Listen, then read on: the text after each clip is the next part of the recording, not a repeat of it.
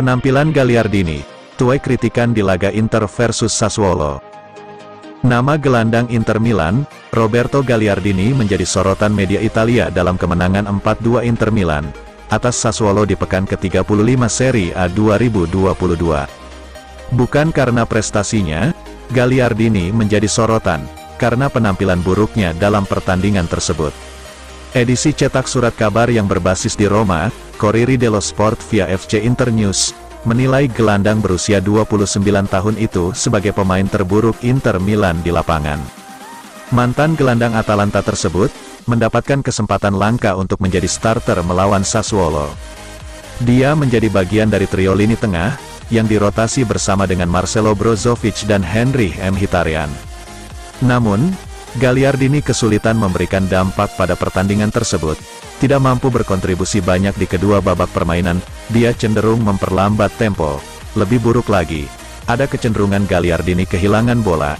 Ini dikombinasikan dengan sentuhan pertama pemain berusia 29 tahun yang kadang-kadang longgar yang memberi ruang bagi trio Sassuolo, Maxime Lopez, David Fratesi, dan Matheus Henrique, untuk banyak melakukan inisiatif dalam pertempuran di lini tengah.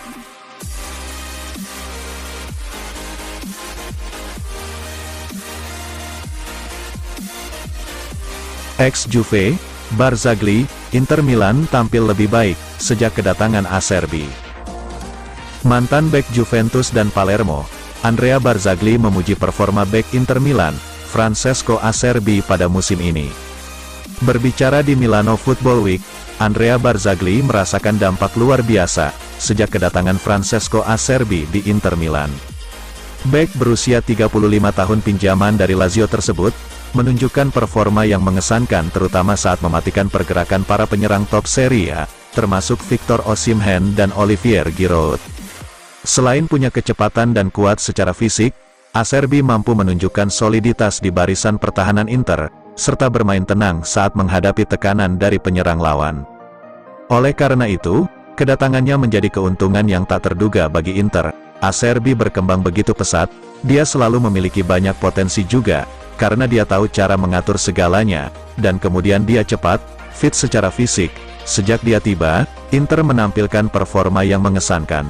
Barzagli sejatinya telah lama yakin jika bek veteran itu akan memberikan dampak positif bagi Inter, meski diremehkan menjelang kepindahannya dari Lazio pada musim panas lalu.